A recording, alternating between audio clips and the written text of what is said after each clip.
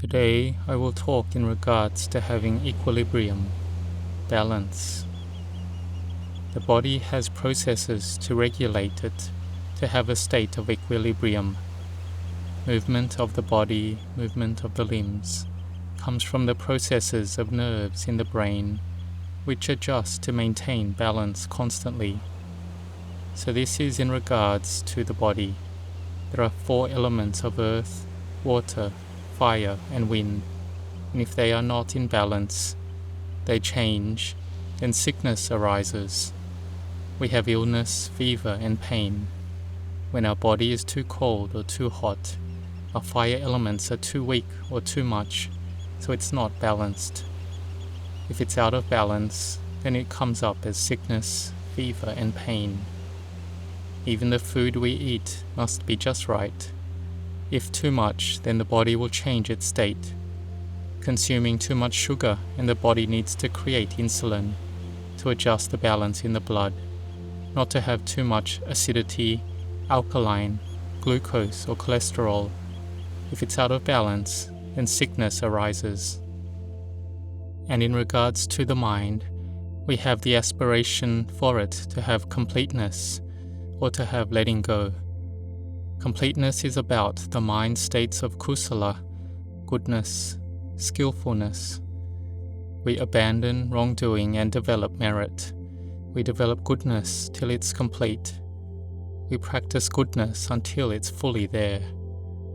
We know that to abandon wrongdoing, the bad karma, this is a quality of sila, moral conduct, virtue.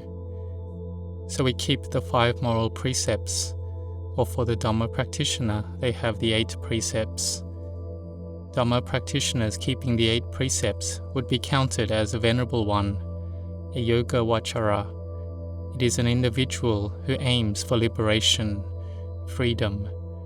They are a venerable one, an excellent person, and there are just a few people who aim to be liberated from suffering. So it shows that our hearts see suffering. We have panya, wisdom to see the suffering of birth, aging, sickness and death, of separation. Even if we have everything complete and abundant already, but one day we will have loved friends whom we have to pass away from each other. We have earned wealth, money and treasures that we have to be parted from. We reflect that this is suffering arising already. And so, what do we do to not have to be parted from it ever again? We have to build parami, our spiritual perfections, to get to a certain point, and then we won't be parted from them again. The mind will be perfect, and we are with them completely together. Each person has no attachment and clinging. Their minds are pure. This is the path that we are looking for, which is Nibbana. And it's not too far away from our efforts and determination. If we are determined, intent, and we make an effort, then our minds can have balance.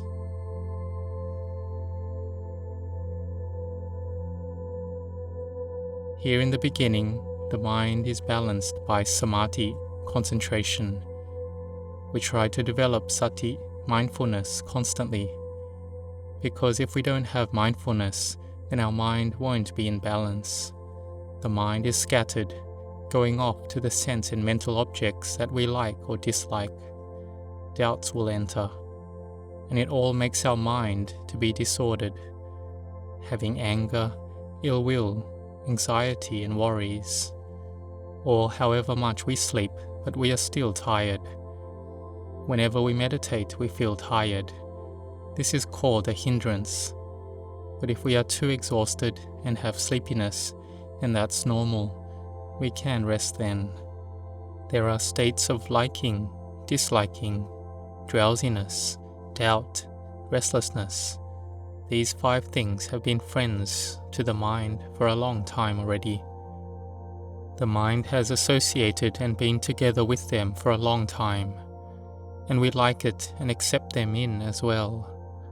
We see the sense and mental objects that we like, and this is an old friend coming to present it to us. But we need to understand that these states of mind obstruct the mind to not have the balance of samadhi. We don't gain the balance of samadhi, we aren't peaceful and calm. So we need to train in developing it. Being excellent individuals, we need to train ourselves. We see that these 5 masters make our minds all disturbed. So we will make our minds have stillness, peacefulness and happiness come up bit by bit, little by little. For us to make our minds completely still, our parami may not be there yet. And if we desire it a lot, we will suffer. That desire will make our minds not be in balance. To do it in balance means we do it with letting go as well. When we sit meditation and are peaceful, we accept that. If we are not peaceful, we accept that. We won't be peaceful every day. Until we can get more skilled at it, and we can do it every day. It's like we're new at doing something. We aren't good at cooking food yet, and we start to cook some dish, but the taste is not delicious or just right. It will be too sour, too sweet, too salty. It's not balanced. Dhamma practice is like that. We start practicing and we won't yet be able to have the mind peaceful, but we slowly train in it. When we have these 5 hindrances that are covering the mind constantly, then we need to develop mindfulness. We can develop mindfulness of the body that I mentioned previously, watching the in and out breath, the movements of the body, or mentally repeating Buddho, Dhammo, Sangho. So we have mindfulness. At the times we are listening, we can chant internally along with it as well. We are training ourselves, our minds, at the same time. We read the news, we see it and we train the mind as well. The mind is quick. It can take in news and communications, so we need to keep up the mental repetition. Watching TV and movies, we mentally repeat a meditation object along with it. And if we don't do it like this, then the mind will be completely with the sense object. The mind has been sent out completely. And the mind that goes out is samudaya. It's the cause for suffering to arise. The mind that stays inside is magga, the path. The mind inside means a mind that has mindfulness. We chant and meditate, and we have mindfulness with it. We watch the mind. If the mind is thinking too much, we teach the mind that it's not us. We start to proliferate, and we teach it, it's not a self, not me, it's not us. That which thinks is sankhara, mental formation. That which is aware of the thoughts is vijnana, consciousness. It is not us as well. Both thinking and being aware, or not being aware, are not us. We teach the mind like this. Then we have peacefulness arising bit by bit. We are adjusting the balance of the mind to be in samadhi. Here, khanika samadhi or momentary concentration is a mind that has balance arising a little. We have a little bit of rapture and a little bit of bliss. But now we have hope. Oh, it's just like this. The mind that is empty of sense objects, of disturbance, it has balance like this. It has excellent happiness like this. And as we adjust the balance more, sometimes the hand disappears from our awareness, the foot disappears, the feeling of the body as being empty comes up suddenly. It is all light. We feel that it is comfortable. Before we felt we had a body and it was heavy. The khandhas, aggregates, are heavy.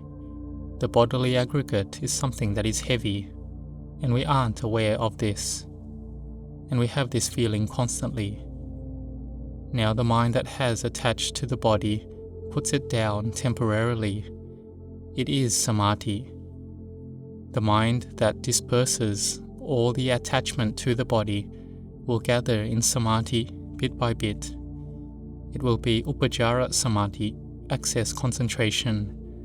it will be very light, like we have no body. We feel that it is comfortable, and as the lightness grows, it's like the body is floating. We are sitting up in the air. Here, there is no body. It's empty. It makes the mind feel at ease.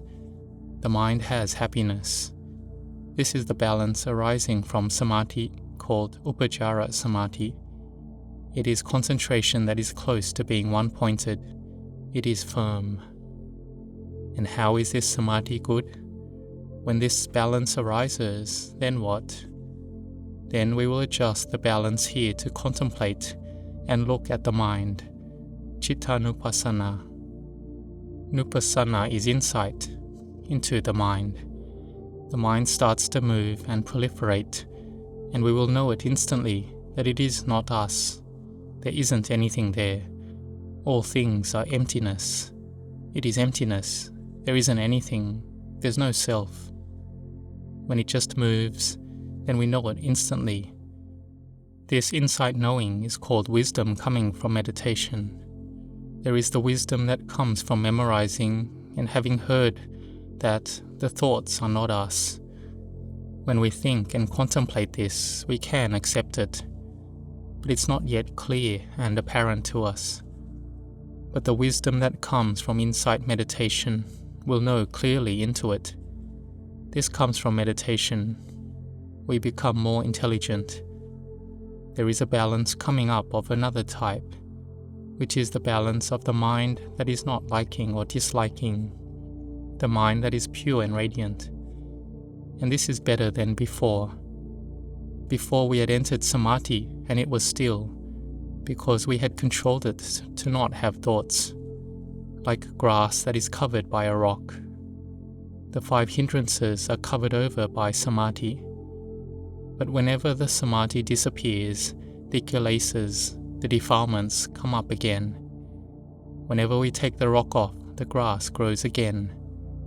But when we have insight, it is like we are pulling out the defilements out of the heart, bit by bit. The mind becomes more balanced naturally. I will give you an example of how this is. One day I was contemplating on someone who had died. The mind was peaceful. From reflecting that, life is uncertain like this. We are born and we must die. So the mind was peaceful and still. The mind, peaceful and still at this level, was Upacara Samadhi. And after this, I started to proliferate on who this person who had died was. Initially, it was just someone who had died. There was no male, no female, no child, no adult, no occupation. There was nothing.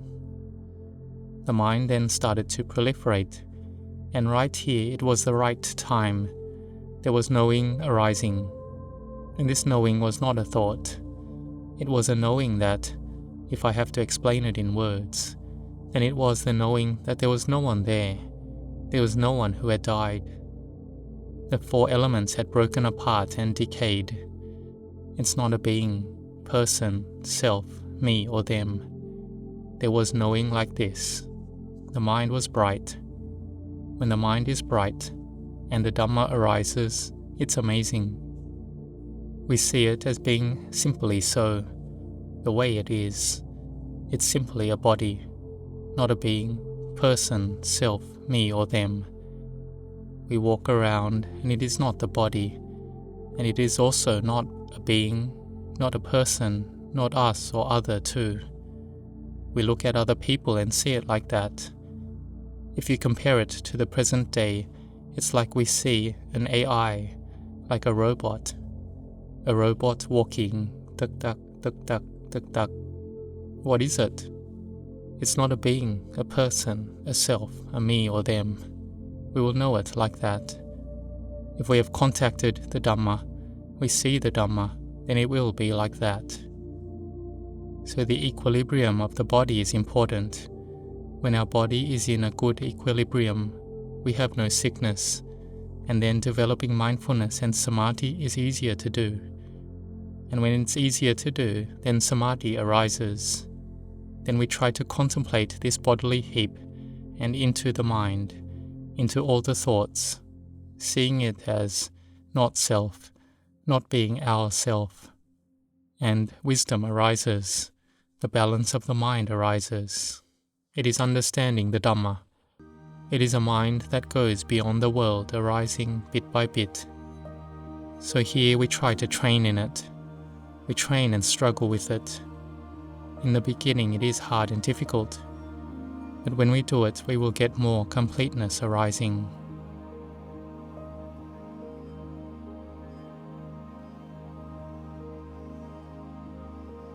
When we have the completeness of samadhi, then teaching the mind that the body is not us is easy. We take our right hand and hold a finger on our left hand, and we know the bones are not us. How could it be ours? If our mind is still, we see it as bones, as being elements. It's not us. Whichever part we hold, it's not us. But if the mind is not in balance, and it's all taken as ours, we can't let go. We go on following likes and dislikes. So we train in cultivating in sila, samadhi and panya, so that we will have completeness, and so that we can let go. So we try to have mindfulness like this. Our efforts are not too much nor too little. Our samadhi is not too much to the point we are deluded in samadhi, but not too little that it doesn't give us benefit. It has to be just right. We have the wisdom that we can accept that we are currently dealing with ourself, dealing with our mind that is still deluded and doesn't yet understand the truth. So we try to train and instruct the mind. When we make an effort like this without stopping, we will have to gain it. The faith, effort, mindfulness, samadhi and wisdom, we will have to gain it. We have effort without stopping. We practice without stopping. And we practice it right as well. We have right effort. If we put forth effort but it's not correct, then no matter how much we do, we won't have results. But if we put forth effort correctly, we know the right method, then we will get results. And ultimately, we will see the Dhamma and attain to the Dhamma in this life. May you grow in blessings.